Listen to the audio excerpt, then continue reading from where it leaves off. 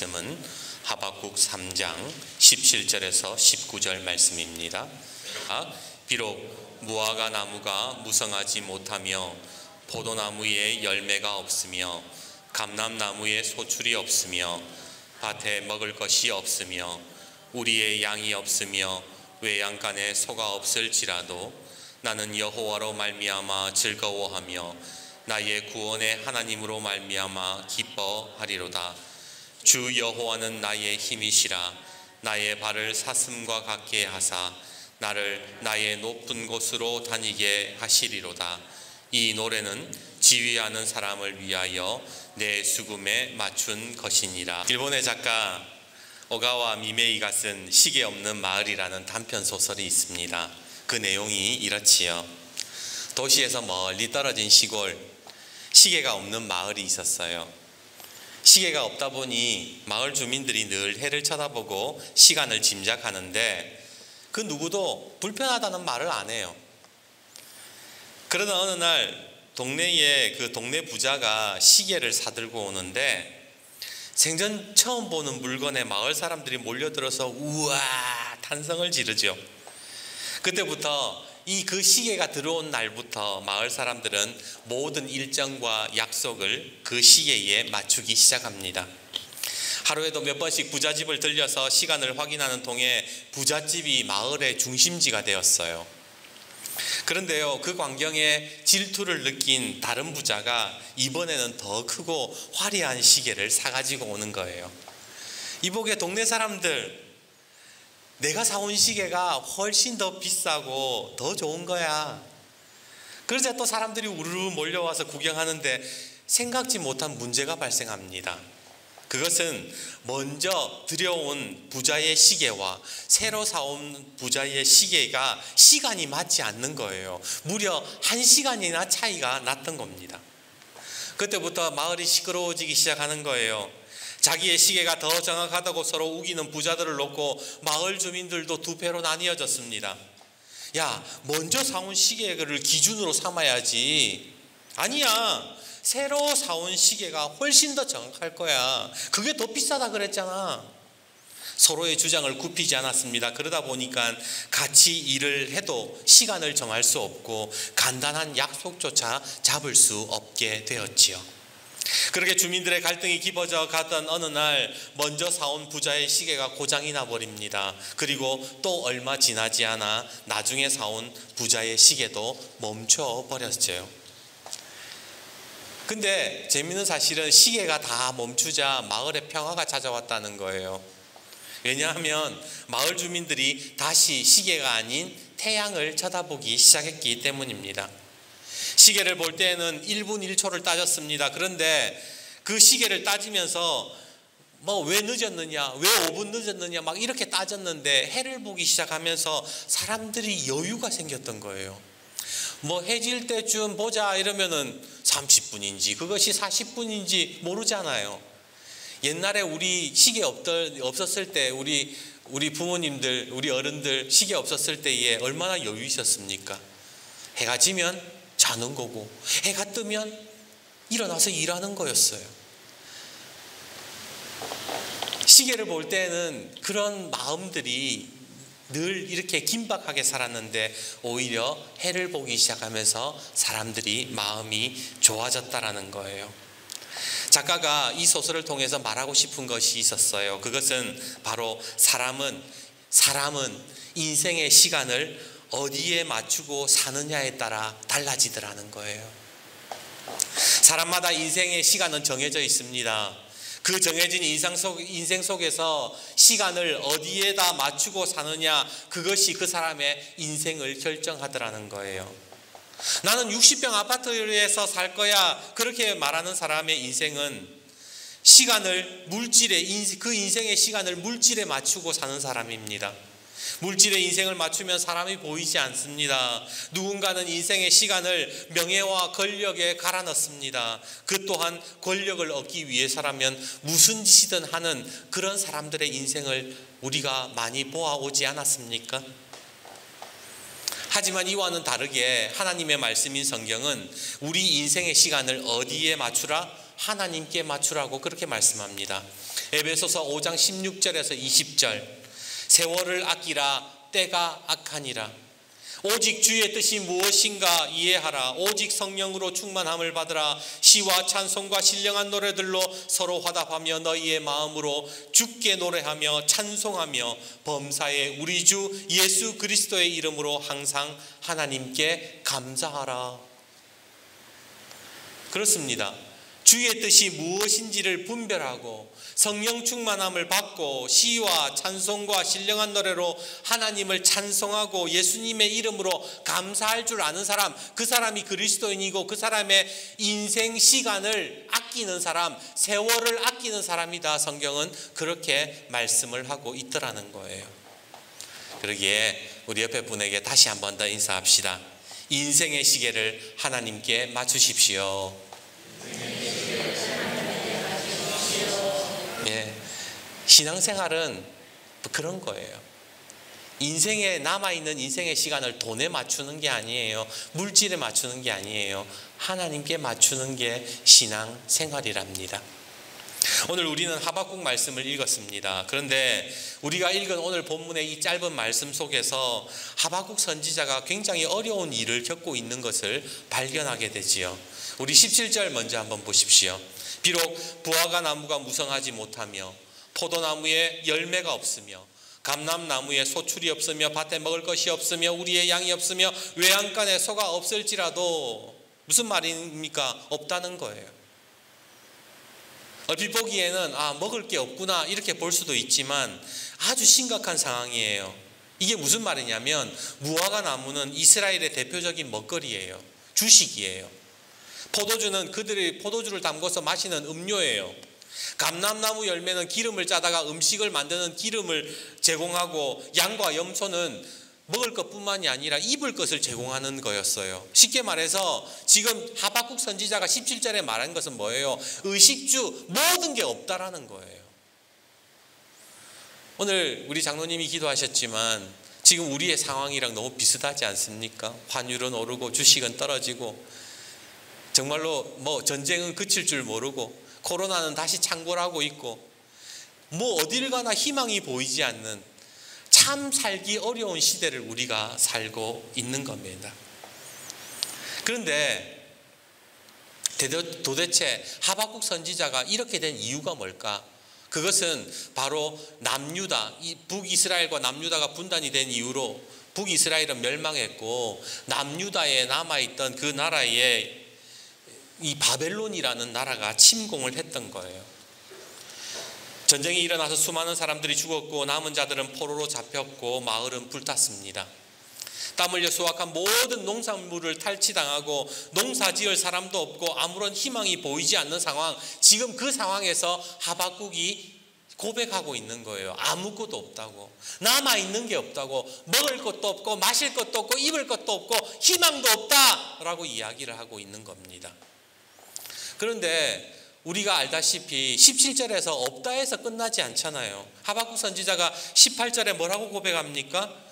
17절에 먹을 것도 없고 마실 것도 없고 입을 것도 없습니다. 그런데 18절에 뭐라 그래요? 나는 여호와로 말미암아 즐거워하며 나의 구원의 하나님으로 말미암아 기뻐하리로다. 그렇게 이야기를 한다는 거예요. 솔직히 저는요, 이 말씀이 그렇게 와닿지가 않아요. 감사할 게 없는데 감사가 됩니까? 먹을 거 아무것도 없는데 그게 감사가 되나요? 솔직히 인간적으로 목사니까 하나님의 말씀이니까 감사하십시오 그렇게 할 수 있지만 진짜 내 속마음, 내가 그런 일들을 경험할 때 감사가 나오냔 말이에요. 내 자식이 지금 배고파서 울고 있는데 어떻게 마음이 즐거워요? 당장 오늘을 걱정해야 되는 이 상황이 어떻게 기쁩니까? 아무런 희망도 보이지 않는 그런 삶을 경험하고 있는데 누가 행복할 수 있냐 말이에요. 그런데 조금 전까지 17절에는 없다 아무것도 없다 그래 놓고는 18절에 뭐라 그래요? 나는 하나님 때문에 즐겁고 하나님 때문에 기쁘고 나는 하나님 때문에 행복하다, 그렇게 고백을 한다는 거잖아요. 차라리 죽을 것 같다 이야기하고 하나님 이거 너무한 거 아닙니까? 따지는 것이 훨씬 더 솔직한 거 아니냐 말입니다. 대체 하박국 선지자는 무슨 생각이 있고 무슨 마음이 있었기에 이렇게 17절과 18절에 정말 이해가 되지 않는 고백을 하는 것일까요? 교회개혁 실천가이자 현재 삼일교회 담임 목사로 심우하고 계시는 송태근 목사님은 1977년에 한국 맹인연합교회를 섬기셨습니다. 사실 맹인교회는 한국의 목회자들이 가기 굉장히 어려워하는, 힘들어하는 사역지 가운데의 하나예요. 왜냐하면 이 성도님들이 앞이 보이지 않기 때문에 웬만한 일은 목사가 다 해야 돼요. 그러니까 목사가 아니라 거의 사찰인 거예요. 교회 차량 운행, 행정, 소소한 잔업무, 하여튼 하나부터 열까지 예배당 문을 열어주고 에어컨 틀고 하는 거 모든 것까지 목사님이 다 해야 되는 거예요. 다른 동기 목사님은 다 번듯한 큰 교회 가가지고 이 양복 입고 넥타이 메고 다 멋있게 전도사 생활하는데 자기는 어떻게 하다가 이렇게 맹인들이 있는 교회에 부임을 해가지고 아이고 나는 여기에서 청소하나 그렇게 한탄을 했던 겁니다. 한겨울 연탄 한 장 없이 찬물로 마루를 닦으면서 그렇게 노래를 불렀어요. 내일 일은 난 몰라요. 하루하루 살아요. 그러면서 눈물 반 한탄 반 그렇게 그냥 마룻바닥 닦으면서 그런 노래를 불렀대요. 그리고 목사님이 그렇게 간증을 합니다. 내 인생에 그 교회는 정말로 피하고 싶었습니다. 그런데 그렇게 피하고 싶었던 현장 속에 하나님이 상상할 수 없는 은혜를 감추어 놓았는지도 상상하지 못했습니다. 목사님이 이 맹인교회에서 사역을 마치고 이제 또 다른 교회를 알아보는데 그때 마침 그 충영교회, 큰 교회 있어요. 충영교회라고. 거기에서 부목사님을 구하고 있는 이 광고가 떴습니다. 당시 서울 충영교회는 4만 명, 성도 4만 명이 모이는 아주 대형 교회였는데 목사님들이 충영교회 가려고만 줄을 섰어요. 그도 그럴 것이 사례비도 좋고 부목사님들에게 차 한 대씩 다 뽑아줘. 그리고 공부도 시켜줘. 그리고 브랜드가 충영교회 나왔다면 그 브랜드가 어마어마한 거거든요. 그래서 충영교회 출신 목사님이다 이러면 두 말도 안 하고 지방에 있는 교회들이 다 담임 목사님으로 데리고 가는 거예요. 그러다 보니까 그 교회 들어가는 것이 하늘의 별 따기였고 전부 다 그때 막 지원했던 목사님들이 전부 다 박사학위 받은 사람들, 미국 갔다 온 사람들, 책을 내고 어마어마한 교수도 내는데 그러니까 어마어마한 사람들이 이력서를 냈는데 맹인교회 청소하던 전도사가 어디에 명함을 내밀겠습니까? 아이고 어차피 떨어질 거 밑자야 본전이다 그러면서 이력서를 내고 그냥 잊어버렸어요. 근데 덜컥 합격을 해버렸네. 날고 뛰는 쟁쟁한 목사 178명 중에 4사람을 뽑았는데 그 4 중에 자기가 들어가게 된 거예요. 그리고 목사님하고 면접을 본 이후에 이 송태근 목사님이 자기가 어떻게 붙었는지 너무 궁금했대요. 그래서 면접자들 다 가고 나서 담임 목사님 찾아가가지고 목사님 실은 제가 이력이 학벌이 좋은 사람도 아니고 목사님 그 교회는 필기시험도 쳐요. 필기시험도 잘 본 것도 아닌 것 같은데 제가 어떻게 합격됐는지 모르겠습니다. 그러니까 담임 목사님이 그러더래요. 제 비전 중에 하나가 장애인 사역인데 이론적으로 공부한 사람 말고 진짜 장애인을 섬긴 목회자가 필요했다라는 거예요. 기도하고 찾고 있는데 어느 날 이력서가 들어왔는데 맹인교회 청소부터 시작한 사람이 그 이력이 자기 눈에 들어오더라는 거예요. 그래서 이 사람이다. 이 사람이면 진짜 장애 사역을 할 수 있는 사람이겠구나. 그렇게 하나님이 마음에 주셔가지고 아예 이력서를 처음부터 빼놨다는 거예요. 이 사람은 그냥 합격시켜야 되겠다. 빼놓고 나머지 3명을 다 그렇게 면접을 본 거라고 그렇게 이야기를 한 겁니다. 그 이야기를 들으니까 목사님이 너무 부끄러운 거예요. 사실 자기가 무슨 사명이 있어서 간 게 아니거든요. 갈 데 없으니까, 갈 데 없어가지고 그냥 에이 이렇게 냈는데 그 가서 그냥 그렇게 산 건데, 해준 거는 청소밖에 없는데 늘 징징대고 벗어나고 싶어서 내일 일은 난 몰라요 그러면서 맨날 징징댔는데, 먼 훗날 하나님께서 그 현장을 놀라운 은혜로 갚아주셨다라는 거예요. 얼마나 부끄럽고 은혜가 되었던지 이후에 목사님은 목회 원칙 하나를 세우게 됩니다. 그것은 어떤 자리가 주어져도 기쁘고 감사함으로 받아들이면 하나님이 갚아주신다라는 원칙이었다는 거예요. 그래서 목회하면서 에이, 뭐 속상한 일 있고 말도 안 되는 요구사항이 들어와도 내가 이거 기쁨으로 받아들이면, 감사로 받아들이면 하나님이 반드시 갚아주신다는 그 인생 경험을 통해서 원칙을 세웠던 겁니다. 그렇습니다, 여러분. 내가 경험하고 있는 이 인생의 시간을 하나님께 맞추기 시작하면 하나님의 은혜가 임하고 하나님이 갚아주신다라는 믿음이 우리 가운데 있어야 된다는 거예요. 아까 설교 초반에 인생의 시계를 어디에 맞춘다 그랬어요? 하나님께 맞춘다 그랬어요. 우리가 성경을 보면 믿음의 조상들이 모든 삶이 평안했던 게 아니잖아요. 다 어려움이 있었고 문제가 있었잖아요. 그들도 실패를 경험했잖아요. 아브라함 보세요. 두려운 마음에 자기가 죽을 것 같으니까 자기 마누라 보고 누이 동생이라 거짓말하고, 아들 이삭도 똑같이 거짓말하잖아요. 야곱은 아버지를 속였고 요셉은 썩은 동아줄 술 맡은 관원장을 붙잡았습니다.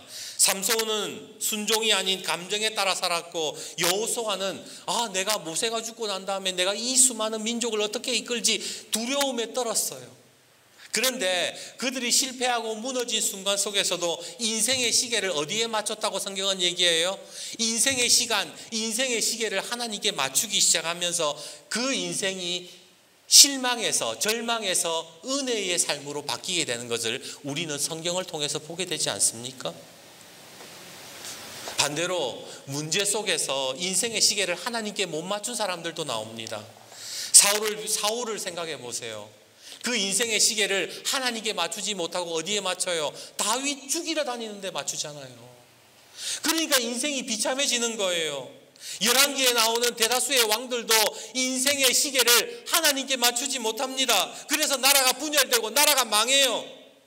가룟 유다는 인생의 시계를 이스라엘의 독립에 맞추다 보니까 어느 순간에 예수님을 팔아버렸어요. 사도행전에 나오는 아나니아 삽비라, 그들은 인생의 시계를 돈의 욕심과 자랑에 맞추다가 그 자리에서 죽게 되었다. 성경은 그렇게 말씀하지 않습니까? 인생의 시계를 어디에 맞추느냐에 따라서 인생이 달라지더라는 거예요. 그래서 우리가 오늘 예수를 믿는다는 것은요, 바르게 신앙생활을 한다는 것은요, 내 삶의 자리가 어떠하든지 간에 인생의 시계를 하나님께 맞추는 거, 그게 신앙생활이라는 거예요. 설교를 준비하면서 예전에 읽었던 시 하나가 생각이 났어요. 김승희 님이 쓰신 그래도라는 섬이 있다. 그래도라는 섬이 있다라는 시인데 제가 주보 앞에 올려놨어요. 한번 주보 앞에 보시겠어요? 제가 읽어드릴게요. 그래도라는 섬이 있다. 김승희. 가장 낮은 곳에, 젖은 낙엽보다 더 낮은 곳에 그래도라는 섬이 있다. 그래도 살아가는 사람들, 그래도 사랑의 불씨를 꺼뜨리지 않고 사는 사람들, 세상에서 가장 아름다운 섬 그래도. 어떤 일이 있더라도 목숨을 끊지 말고 살아야 한다고 천사 같은 김종삼, 박재삼, 그런 착한 마음을 버려선 못 쓴다고. 부도가 나서 길거리로 쫓겨나고 인기 여배우가 골방에서 목을 메고 뇌출혈로 쓰러져 말 한마디 못해도 가족을 만나면 반가운 마음. 중환자실 환자 옆에서도 힘을 내어 웃으며 살아가는 가족들의 마음속, 그런 사람들이 모여 사는 섬 그래도. 그런 마음들이 모여 사는 섬 그래도. 누구나 다 그런 섬에 살면서도 세상의 어느 지도에도 알려지지 않은 섬, 그래서 더 신비한 섬 그래서 더 가꾸고 싶은 섬 그래도라는 섬에서 그래도 부둥켜 안고 그래도 손만 놓지 않는다면 언젠가 강을 다 건너 빛의 뗏목에 올라서리라. 어디엔가 걱정 근심 다 내려놓은 평화로운 그래도 거기에서 만날 수 있으리라. 그래도라는 말은 앞에 내용을 받아들이기만 하지만 받아들일 수 없을 때에 그래도라는 말을 쓰잖아요. 그래도 나는 인정 못한다 할 때에 그때 쓰는 말이 그래도라는 말이잖아요. 근데 이 시인은 인생에 있어서 그래도가 있어야 된다는 거예요. 섬도자를 써가지고 우리 마음에 그래도라는 섬이 있다라는 거예요. 그 섬이 안 보이는 것 같지만 그래도에 사는 사람들이 오늘날에도 있다라는 거예요. 포기하고 싶은 마음, 좌절하고 절망하는 삶이지만 우리는 그래도 주민이라는 거예요. 그리고 그래도라는 섬에서 부둥켜 안고 손만 놓지 않는다면 언젠가는 다 강을 건너서 빛의 뗏목에 올라설 것이다. 그렇게 노래하는 것이 바로 오늘 우리가 읽었던 그래도라는 섬이 있다라는 시입니다. 예수 믿는 사람도 마음속에 그래도가 좀 있어야 되지 않을까요? 오늘 하박국이 고백하고 있는 게 뭐예요? 그래도잖아요. 지금 내 삶에는 아무것도 없어요. 진짜 처참해요. 단 일도 기대할 게 없어요. 그래도 내 인생의 시계를 어디에 맞춘다? 하나님께 맞춘다라고 고백하는 것이 오늘 하박국의 말씀이더라는 겁니다. 사실 감사가 나오지 않는 상황에서 감사한다는 것이 어려워요. 감사거리고 없는데 감사를 하라는 것 자체가 불가능에 가까워 보입니다. 그런데 내 인생의 시간을 현실이 아니라 하나님께 맞추는 사람은 그래도라는 고백이 나오는 거예요. 아까 3.1교회 송태근 목사님의 경우도 마찬가지잖아요. 지금 현실은 맹인교회에서 찬 겨울에 마룻바닥을 닦고 있는 현실이지만 그래도 하나님이 내 인생을 기억하신다는 믿음. 다윗이 광야 속에 있을 때에 그래도라는 믿음이 있었기에 광야 생활을 버틸 수 있었던 거예요.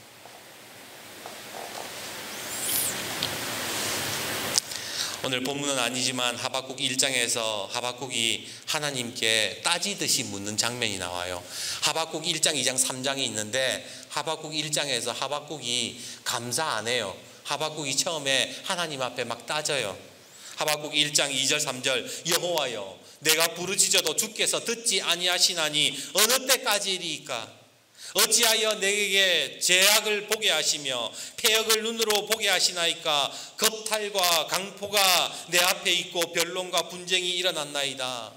14절 주께서 어찌하여 사람을 바다의 고기 같게 하시며 다스리는 자 없는 벌레 같게 하시나이까? 17절 그가 그물을 떨고는 계속하여 여러 나라를 무자비하게 멸망시키는 것이 옳으니까? 하나님 이해 안 된다는 거예요. 하나님 왜 지금 이 인생 속에서 왜 이렇게 우리나라에 이런 어려움을 주고 우리가 이런 고통을 겪게 되는지 이해 안 된다고 따지잖아요. 그때 하나님이 하박국에게 뭐라고 얘기하시느냐? 하박국 1장이 하나님께 따지는 거예요. 하박국 2장은 뭐냐? 하나님의 대답입니다. 하나님이 뭐라고 얘기해 주시느냐? 하박국 2장 3절과 4절 이 묵시는 정한 때가 있나니 그 종말이 속히 이르겠고 결코 거짓되지 아니하리라. 비록 더딜지라도 기다리라. 지체되지 않고 반드시 응하리라. 보라 그의 마음은 교만하여 그 속에 정직하지 못하나 의인은 그의 믿음으로 말미암아 살리라. 하나님이 뭐라고 대답하세요? 기다리라는 거예요. 반드시 하나님의 때에 이루어진다는 거예요. 그러니까 너는 뭘 가지고 믿음 가지고 인생의 시계를 하나님께 맞추면서 기다리면서 살아라. 그렇게 이야기를 하시니까 하박국 3장에서 하박국이 뭐라 그랬다는 거예요? 지금 아무것도 없지만 나는 내 인생의 시계를 하나님께 맞추고 하나님을 바라보고 보겠습니다. 그렇게 고백하는 것이 하박국의 말씀이더라는 겁니다. 그래서 하박국 3장의 인생의 시계를 하나님께 맞추며 고백하는 말씀, 우리 다시 한 번 더 읽어봅시다. 17절과 18절 말씀. 자, 다시 한 번 더 이제 말씀을 들었으니까 그것을 생각하면서 같이 읽어봅시다. 시작. 비록 무화과 나무가 무성하지 못하며 포도나무에 열매가 없으며 감람나무에 소출이 없으며 밭에 먹을 것이 없으며 우리의 양이 없으며 외양간에 소가 없을지라도 나는 여호와로 말미암아 즐거워하며 나의 구원의 하나님으로 말미암아 기뻐하리로다. 나는 내 인생의 시계를 하나님께 맞추겠습니다. 고백했던 거예요. 말씀을 생각하면서 말씀을 준비하면서 찬송가 623장을 불렀습니다. 오늘 우리가 설교 후에 부를 찬양인데요. 주님의 시간에 아름답게 모든 것 변하리. 주님 나의 갈 길을 인도하여 주시니 주의 뜻을 따라서 살리라. 주님의 시간에 모든 것이 아름답게 변한다라고 고백하는 거예요. 오늘 여러분의 인생의 시계를 하나님께 맞추는 은혜가 있기를 주님의 이름으로 축복합니다. 교회와 우리 성도들을 위해서 기도했습니다. 주님, 비록 우리 교회에 성도가 많이 없어서 특별한 일을 하지 못합니다. 예산도 부족하고 마을에 아무런 영향력을 끼치지 못합니다. 목사는 무능하고 성도들은 연세가 많습니다. 그러나 우리 교회가, 우리 성도들이 인생의 시간을 하나님께 맞추기를 원합니다. 나는 하나님으로 말미암아 즐거워하며 나의 구원의 하나님으로 말미암아 기뻐하는 은혜를 허락해 주십시오. 오늘 설교에 따라서 기도했습니다. 오늘 우리 성도님에게, 우리 모든 성도님들에게도 이러한 기도가 나오기를 주님의 이름으로 축복합니다. 우리 19절 말씀, 이렇게 고백하는 사람에게 이렇게 감사하는 사람에게, 하나님께 시간을 맞추는 사람에게 이런 고백이 나오게 될 것입니다. 우리 19절 읽고 같이 기도하도록 하겠습니다. 19절 말씀 다 같이 읽습니다. 시작. 주 여호와는 나의 힘이시라. 나의 발을 사슴과 같게 하사 나를 나의 높은 곳으로 다니게 하시리로다. 아멘.